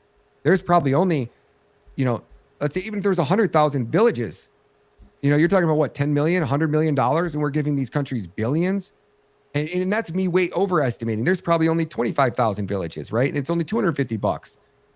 And a lot of they buy these votes too. Like in Ecuador, for example, they were giving out flat screen TVs to the the poorest villages just for these people to show up and vote. So that money eventually it came from somewhere, and it was probably an NGO from the U.S. and they bought these fucking TVs to give. And it was wild. We were driving through the poorest part of Ecuador. these people don't even have doors on their houses, but they have the flat screen sitting right in there on their TV. Like, and you're just like, I'm like looking at my wife. I'm like, is that a fucking TV? Like, are they watching Netflix? So she's like, yeah. Like, pretty much everyone has them because if you went and voted, like they were paying people off with these TVs. You gotta be just shitting me. Cash payments. I mean, also anything you can think of. Yeah, one of your guys over here in Access, Shine Bomb's a puppet of the Jews. Yeah, you have a country like Mexico, which is what 95% Christian nation, and you imagine electing a female who's Jewish to be the head of your Christian nation. You can't make me believe that shit in a million years.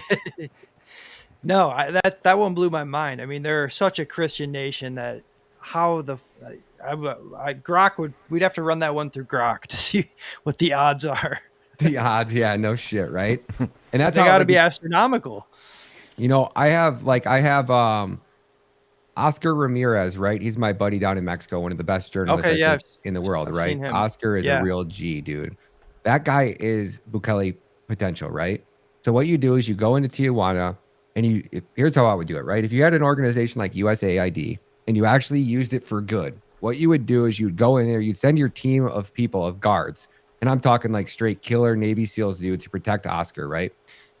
You go through that city and you start buying off everybody. And you just come up to the cartels and you're like, listen, here, we're not going to fuck around. We're going to do it with head-on spikes, or you're either going to work with us, right? If you're not trafficking women and children, I don't care what drugs you're dealing with, we're going to clean this country up, and you can either be with us or you can be against us. Take your pick. And it's either bullets or lead, right? Or what is it? Silver or lead, right? You're either going to work with us or we're going to take you out. And then you go one city at a time. First, you go in Tijuana and you get him as the governor of Tijuana, right? And you could do that in a snap election. You could, basically our government, our CIA has dirt on every one of these politicians in every freaking country. So if they wanted to take out a Mexican politician and leak some stuff and put up and plant some stuff, it's so corrupt. You could easily use your power to remove her from that. You do a snap election, you get somebody like Oscar to take that spot, and you protect him at all costs.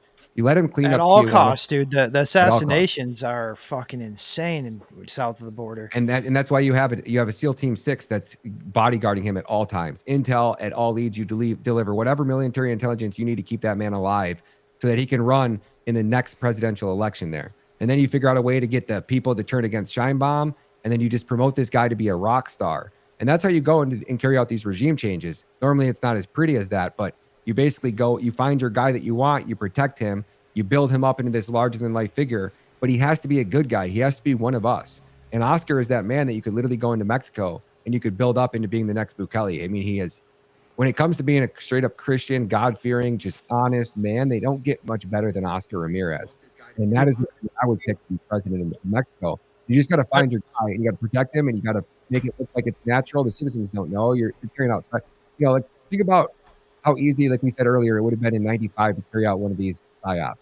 So easy without technology, without what we have, social media. In these countries, they don't have any of this.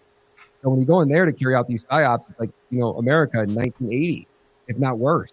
So it's so easy to carry them out and install politicians. It's just like, it's child's play for our CIA. It's almost laughable to think that any of these other countries actually stand a chance. That's why I think Bukele, they never thought he was going to do it. I don't think anybody thought that he was going to be able to stay alive. There's rumors that he made deals with China. Staying alive is the biggest part. Let's keep him alive, I heard. China's going in, and this is what America doesn't understand, is I go into Tanzania, and China's going through there, and they're putting in these like Sam's Club like Walmarts in all of these poorest cities, and the citizens freaking love China. I went into Ethiopia, and I'm at the airport. Same thing in Ecuador. Yep, I went into Ethiopia, and it's the world's largest airport in Africa was built in Ethiopia. And I go, just out of curiosity, how many people work here? And she goes, 25,000. And she goes, at the very least 25,000. So in the poorest country, Ethiopia is one of literally the poorest countries in the world. China goes in and puts an airport so big that it literally employs 25,000 Ethiopians. So you literally propel 25,000 citizens in the poorest country into like a above middle class living and lifestyle. They loved China. You go into El Salvador, China built a new library, and they didn't just like, hey, we're going to give you money to build a new library. China sent their guys, Chinese people, laborers, bricklayers, and they built this gorgeous, beautiful library for them. Then China put in a $1.1 billion water filtration system because 95% of the water is contaminated in El Salvador because of third world living and just dumping shit into lakes and contamination. And China's got these machines, and they've already filtered, like, I think it's like 40% of the water in El Salvador is now usable. Like, you can actually go swimming in one of the largest lake there because of what China did. China's also helping them build a port that is the size of Singapore in El Salvador. They just put the second international airport on the east side of their state, on the west side of their state, which is now going to be like the hub for, I think it's Honduras or Ecuador, those countries over on that side. And like, that's what I'm saying. Like, China's going around the world and they're repairing all of the damage that we've done. They're making allies. I can tell you right now. They really are, dude. They rebuilt Ecuador's entire road system. It's like when we were driving around, I'm like, these roads are way better than our roads. I'm like, this is crazy. I was expecting dirt roads and stuff the first time I went there.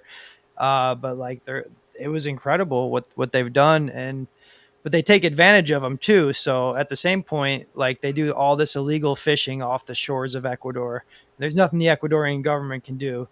And, they're just raping those coastlines for fish and shrimp and all their resources. So at the same time, you're going to be controlled by China then.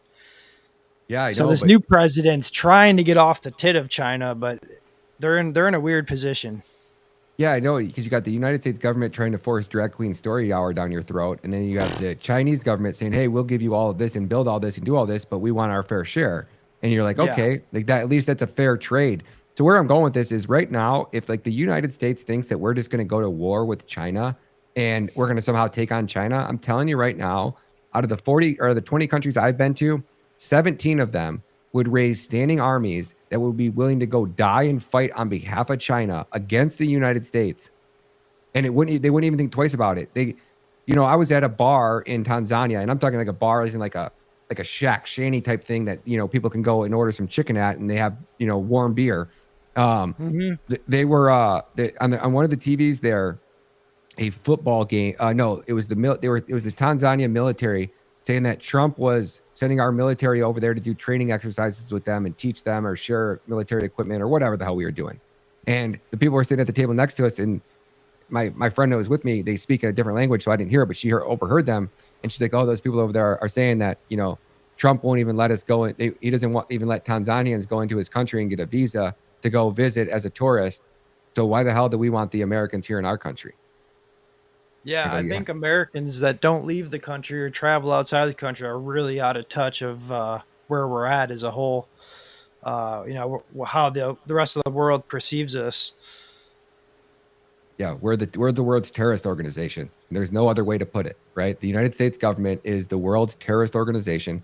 We've been destroying the world. We've been raping, looting, and pillaging these villages and these countries for their natural resources. We've been interfering with their politics. The best thing that any country could do on behalf of their citizens is kick the United States government the hell out of their gosh damn country and then secure their borders. I would go round up any U.S. citizen that had any type of U.S. passport. They're gone. I wouldn't even think twice about it. If you've been there and you've been paying taxes and you're just a nobody, sure, right? But if there's even a sniff of you being any type of intelligence agency, if you were involved in organizing any protests or connected to these NGOs in any way, shape, or form, you got to go. You got to go. If any business or organization brought foreigners in on visas, they would all be going too. And I would eradicate it, and I would turn my country into the next El Salvador. You could take any country, I'm telling you, any country in 5 to 10 years and turn it into Dubai with the right politicians. Any country. Our America, the amount of money that we give our government, 53% of every penny we make is literally taken in taxes. People are like, "Oh, bro, I only pay 30% of my paycheck." Dude, look at your electric bill. Look at your cable bill. You're going to see an EPA surcharge or this charge or that charge. Those are going to our government. That is a tax. It just doesn't say payroll tax on it. Get sales tax, your gas tax, your income tax, your property tax, your death tax. Every penny you make, you are giving the government 53% of at the end of the day if you're a 9-to-5 worker. Yeah. Brutal. Yeah, man. NGOs, man, you were the first one to kind of break that open. I feel like I didn't really understand that whole world of where our money was going and how it was getting funneled out. And you were when did you do that documentary? That was I got to give a lot of credit to Mike Benz, man. Mike Benz was the one who really opened my eyes and got me looking at the NGOs. But he articulates it in such a good professional way where I'm just like, dude, these guys are money laundering, child trafficking, human trafficking scumbags, and they built these organizations that are supposed to aid and help children, and they've literally been designed to cover up the trafficking of children. Every single one of them. They're all involved in corruption. They're all money laundering. Every foundation, the Clinton Foundation, the Gates Foundation, the Soros Foundation, the Open Societies Foundation, every foundation is a gosh damn terrorist organization, money laundering. They're corrupt. They're rotted to the core, and they should be eradicated. We shouldn't tolerate this as American citizens. This is America. And like, I think we forget in this, and our government is terrified on how quickly we can remind them that they work for us, right? And our life at the rate we're going, we don't have a future for our children. So we either get our shit together right now, real quick, or we ain't gonna have a country. And if COVID didn't tell you that people are just gonna comply and put their heads in the sand and shut up and take orders, then I don't know what you were doing over the last 4 years. So that's why I'm advocating, guys, get your wealth out of this gosh damn country. At the very least, have a second piece of real estate in El Salvador. It's like hitting the lottery. So you could buy anything. You buy an acre of land for like $15,000 up in the mountains. You can't even get to it without a 4-wheel drive truck. But 2 years from now, 4 years from now, I guarantee you that $15,000 piece of real estate is probably going to be worth close to $100,000, $500,000. I mean, it's going to be worth big time money. So you can choose to build there. You can not choose to build there. I would at the very least be acquiring some real estate there while it's still dirt cheap and you can still afford to get it. You get some wealth out of America, and then worst case scenario happens, you can get out. Place to go. Yeah. I keep all my money into Bitcoin. I don't put anything in the bank. I keep 3 months of bills in the bank, and everything else goes into Bitcoin the second I get it, because we are on a crash course to the dollar collapsing and hyperinflating. This entire strategy that Trump has revolves around weakening the dollar. The IMF says that the US dollar is 15 to 30% overvalued right now. Could you imagine waking up tomorrow and 25% of Americans being locked out of their bank account? How quickly we would transcend into chaos? I mean, any false. It wouldn't even be a day. It'd be within hours. Within hours, dude. Complete chaos and full anarchy within a week. So if you live within 5 miles of any major interstate or within 15 miles of any major city, if a grid went down and you don't get out of that area within the first 24 hours, you will be the statistic. And the statistic is 33% of the population will be dead within the first 30 days. 33%. Think about this. It happens in summer and you're in a city like New York City or Chicago. Everybody's up in a high-rise skyscraper. You're talking about within hours, your entire apartment starts smelling like shit, right? You can only flush the toilet once, so you get 1 or 2 flushes out of it. If you didn't have a bathtub filled, you get 2 at best. But then your fridge is spoiled in a day. Everything starts to rot and reek. You're sweating your ass off because it's now 100 degrees outside. So in a skyscraper up, 30, 40, 100 feet in the air, it's probably 50, 60, it's probably 90, 100, 110 degrees in your apartment. It's so hot, it's unbearable. And then within 2 days, it speaks shit. The whole entire apartment smells like that Disney cruise line that got stuck off there in the coast and the toilets were over flooding. Everybody's out into the open. You're in a concrete jungle. You didn't even mention people trying to eat. Everybody's stealing everything. And if you're the smart one that had a generator, okay, well, now you good luck guarding that thing. Yeah, good luck guarding. You're the target. So unless you live out, if you've got canned food, you got a generator, you got resources, you're on the menu. You're attacked. 100% on the There's menu. no way you can protect yourself. None, especially if you live in a major city. So I just want to keep those things on everybody's, kind of mind, because we had NGOs that brought in 30 million illegal immigrants into our country. In Venezuela, we had 100,000 mercenaries that we were delivering shipments of weapons to in 2017. Those were all work for the CIA, and they were going to go literally carry out a guerrilla-style regime change in Maduro in 2017. But he shut down the bridges, and then he burnt the USA trucks down and killed all the employees. And under the USAID trucks were all firearms. It was all AK-47s, AR-15s, grenade launchers, rocket launchers, and that's what we were shipping in there to carry out this, mass regime change operation. All of those Venezuelans, you can't tell me that those 100,000 Venezuelans didn't come across our border. And why was our government shipping all the Venezuelans to Chicago and Colorado for some reason? I don't know, but I would assume that they went there for a reason. When these people were hitting boats on our shore, right? And the speedboat was literally flying up to the beach. And as these migrants are jumping out of the boat onto the sand, they are getting handed brand new iPhones wrapped in plastic. I'm sure a lot of people in the audience have seen those videos. So why is our government handing out ways to communicate brand new, most likely encrypted communication devices to all of the mercenaries that they're bringing into our country. And Trump's rounded up 25,000 of them, or 250,000. We just got those numbers like a month and a half ago. 250,000 out of 30 million is all he's deported. What happened to mass deportations? What happened to lowering gas prices? What happened to auditing the Fed? What happened to the Doge audits? All of it's been a fucking lie. And they funneled all of it. And all they do is pit us against each other and send our gosh damn money to Israel. And I am so fed up with this shit. I don't even know what to think. Just a giant dog and pony show for all of these agendas. You see one or two things that are promising, that gets the people who don't think deep very excited, and then all of a sudden there's a wave of positivity, and then a big event comes up like this assassination we with the show's about tonight, or really any other thing, to get both sides going back and forth against each other, and then quietly at the same time everything you were getting excited about gets pulled back, and then we're so far lost into all the other things that have taken place in this crazy 24-hour news cycle that everybody forgets what they were excited about and they just move on to the next thing. And that's the problem. The average person's brain doesn't process things fast enough or have the depth of thought to slow down and just really ask yourself the questions. And what I'm hearing reality? Are the things that I'm being told, can I verify them? And most of the time, with the way the world's become nowadays and the way media is, you can't. You just can't verify any of this. And I think a big problem is like a cognitive dissonance out there. People are afraid. Can you imagine if all these things that we know are probably a reality? Can you imagine if the average person really had to take time and sit and really dig deep into their soul and realize that everything they've ever been told since they were born was an entire lie? Can you imagine the weight of that has on a person? I'd be terrified to come to that conclusion if I'm a person who hasn't really paid attention to any of this stuff. Would you just snap out of it? That's the mess we're in right now. Yeah. I don't know how we recover from this. I don't. Like this assassination, and I think this is our best opportunity to really wake up every single person in the country, because whether you were left, right, or center, you felt that in your heart when Charlie Kirk got hit. I didn't agree with him politically. Like Dave said, I didn't know how hard he was going until after he got killed, right? So I was completely not aligned with him politically. I didn't agree with anything that he was saying. And now after I'm looking at it, I'm like, he was one of us. At the very least, he was an American citizen. And it looks like he got assassinated on U.S. soil by a foreign gosh damn government. And now it looks like our government's actually actively covering that shit up. And 100%. I'm done. I'm so done with it.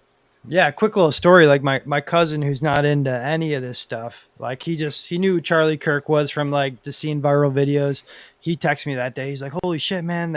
He's dead." He's like, "What do you think happened?" I gave him my point of view, and he's just like, "Man," he's like, "That's so crazy." He's like, "I just could never imagine." He's like, "That guy just he got me to go back to church and get my family to go back to church." And he's like, "I didn't I don't really pay attention to politics." He's like, "That was really all I took from him." And I'm just like, man, that's kind of fucked up that the one guy that was out there doing open debate, getting people to go back to church, they took him out. It's like, man. And that's what he wasn't that. I mean, you look at what he was doing for the hearts and minds of the youth. He was warning everybody that college is a scam, and these colleges are their indoctrination. You can't indoctrinate the youth. I never knew he didn't go to college 100%. until after he died. No? I did not know that about him. No, I thought he was just me not doing the research I should have done, but I thought he was just kind of like some smug college dude that was just going and debating other college kids.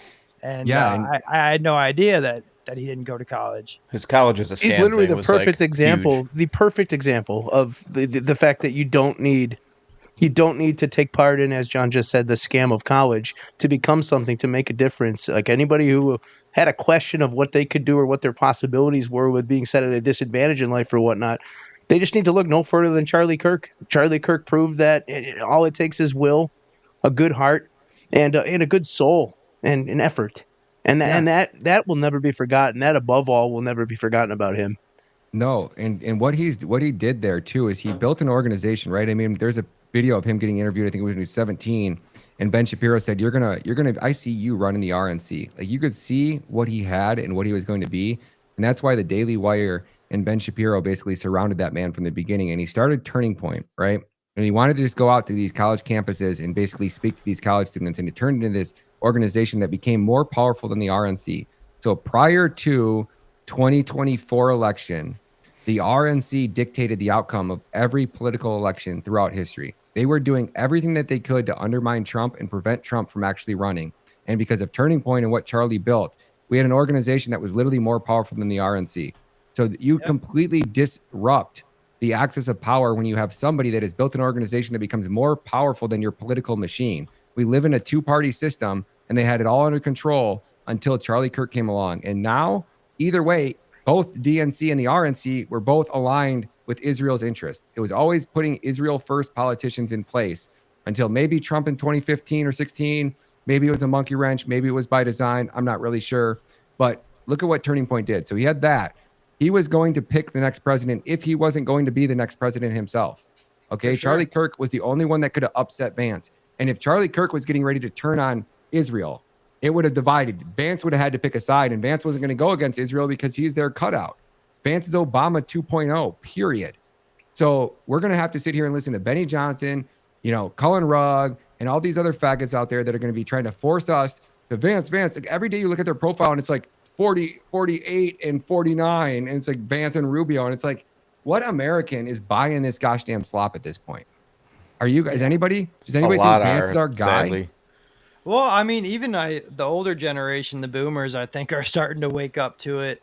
I know my mother is. I mean, my dad, he hardcore Democrat.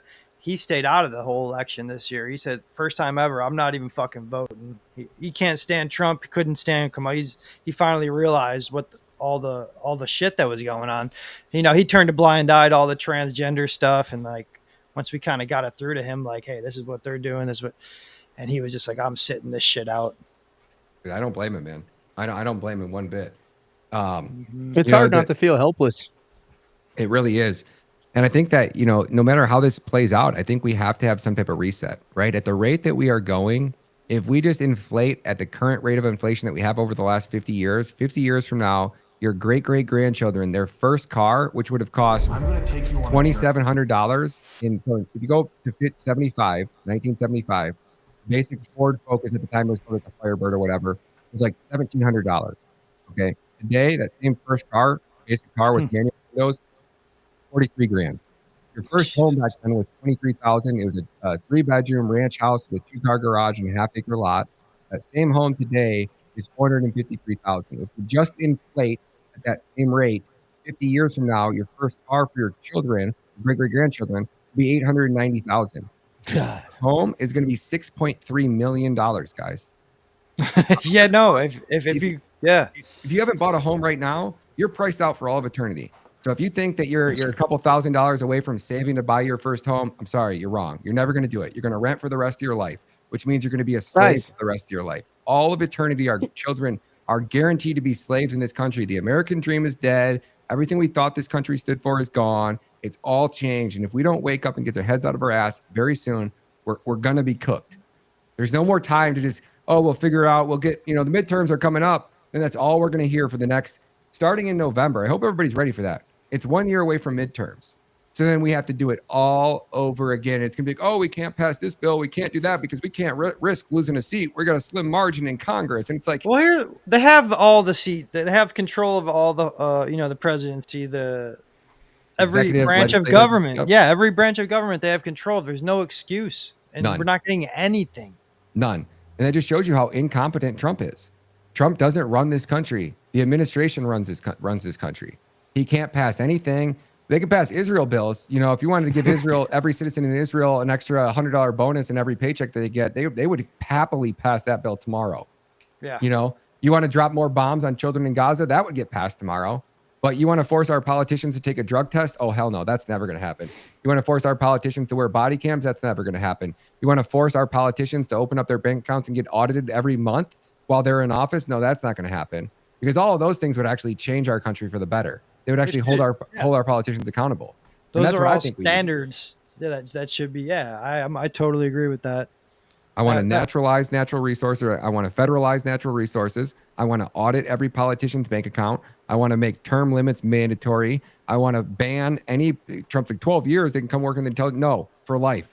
You become a public servant. You can no longer work in any private sector that has anything to do with government ever. Yeah. Being a public servant should mean you want to serve the public and you're willing to sacrifice part of your life or whatever it is that you're doing to do so. You come into office and all of your shit gets frozen, your stocks get frozen, your businesses get frozen. I don't know. I mean, I'm at this point, I'm pretty extreme about it. Whatever Bukele has done, I want to do here in America, times 10. Yeah. No, I think you probably have a lot of support, Ryan. I've seen in the comments, you've got people asking you to run for office, Oh no, dude, that was too much of a begging you, saying we kid, man. desperately need you. Oh man, I'm not a good person, right? I'm not a Nick Fuentes. I'm not the clean boy who's never drank, never smoked, never went out and chased around chicks. I'm not that guy. All I'm saying is that this country is so rotted to the gosh damn core, and if we don't eradicate the corruption inside of politics, which is where all of this stems from, you can't have cancer and then go and cut out your bladder and think that, oh, yep, cancer's not going to come back. It's spread throughout your whole body and you're cutting out organs. It doesn't even make sense. That's literally what we're doing here. If the equivalent is like our country is the Titanic and we've crashed into the iceberg. We just hit the iceberg, right? And what our politicians have done is they went and put armed guards at a majority of the lifeboats, right? So they know that they're going to be able to get on this lifeboat.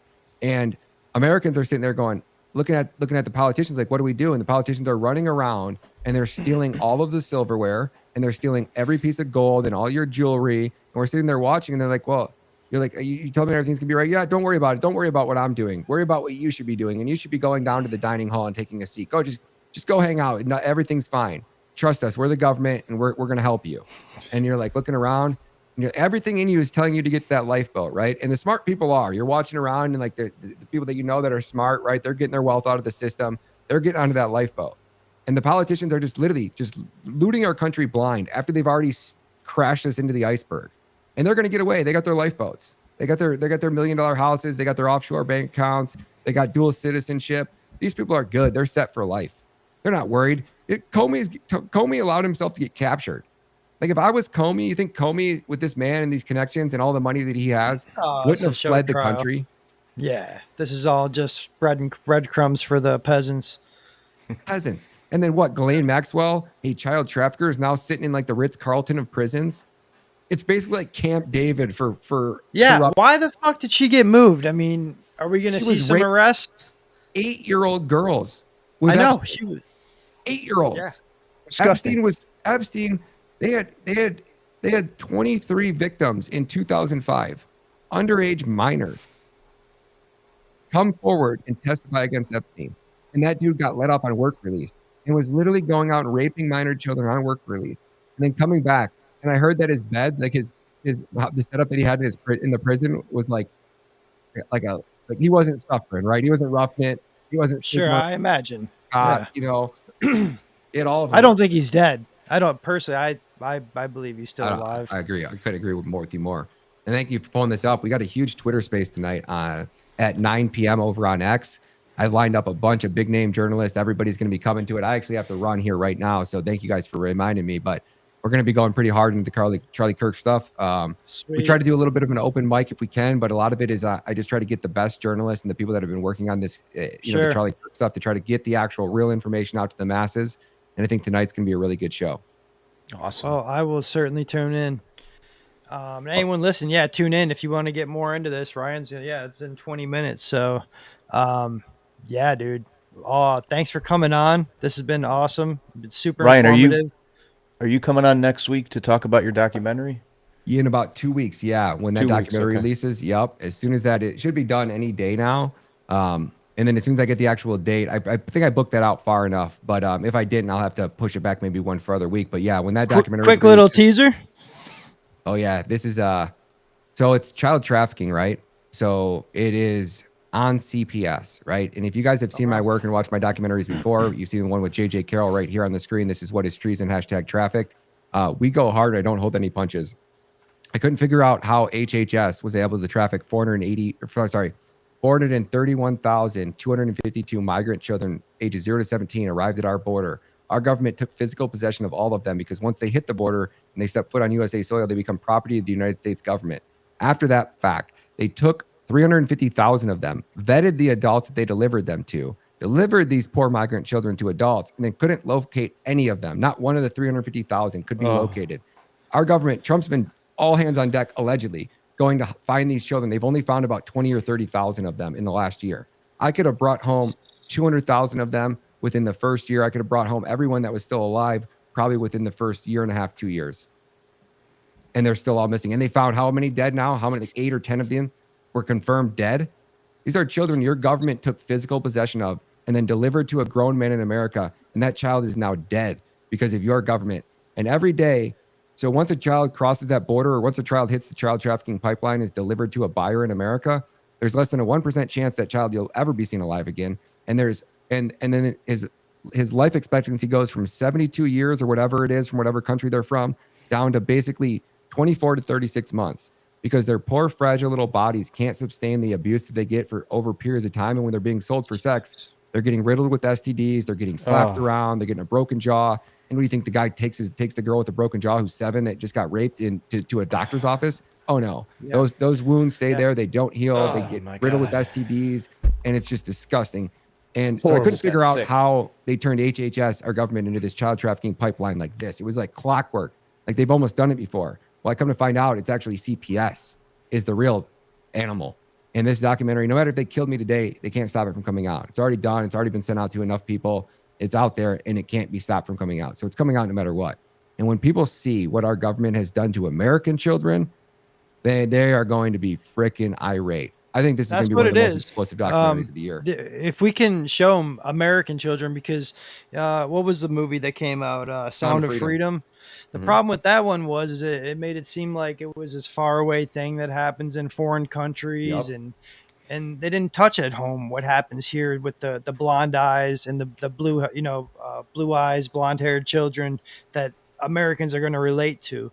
So yeah, dude, I hope you blow it out of the fucking water with this one. Well, we'll be back. This stuff is like the biggest thing to succeed at.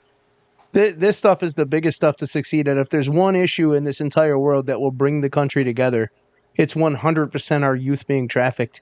And we have to break through to the people who don't see it yet, who have accepted all the lies. And documentaries like this one are going to be key to doing that. We're just getting started. And, from my aspect of things, I'm just really excited to see what you've got coming up. It's incredible what you've already accomplished. And, such a the sky's the limit. I think you're going to wake up tons of people. You're so well spoken. Your media looks fantastic, and that's one of the biggest things that's missing from a lot of stuff. Things are hard to watch. You've made cinema, and that's going to keep eyes, and that's going to be a huge thing for this movement. Well, Sean, Dave, thank you guys so much for having me, man. I couldn't, Jake, I don't know. I couldn't do this without you guys, and people that support me like you. So I'm just so blessed to have people like you on our side, and thanks for having me up here, and I really appreciate it. I got to run. Absolutely, likewise, man. We'll talk to you soon, man. God bless. Be good. Yeah, keep up the great work, man. God bless you guys. Good night, man. Wow. Lots to unwrap, guys. Yeah. Ryan Matta, everybody. Yeah, that was interesting. So obviously he thinks it's Israel. But the other work that he's done with the NGOs and all that stuff is just incredible. He really opened my eyes to all that stuff. Those early documentaries that he started doing a couple years ago. As far as the Charlie Kirk stuff, there's just so much fuckery going on. It's just we're just going to have to keep coming through it, I guess, until we get to some kind of logical explanation. I want to go live soon and just watch as many things as we can. Watch some Ryan videos, watch some more Colin stuff, other things we find, and just just have for an hour. Well, yeah, or two. I think after we talk to Eskinar, we can replay all 3 of them for people to watch back to back to back, and yeah. I think we'll give people a very better idea of what's going on, and they can come to their own conclusions if they want to take a little bit of what John believes, a little bit of what Ryan believes, a little bit of what Eskinar believes, and bring it all together. That's kind of the goal of what I'm trying to do here with this little 3-part series.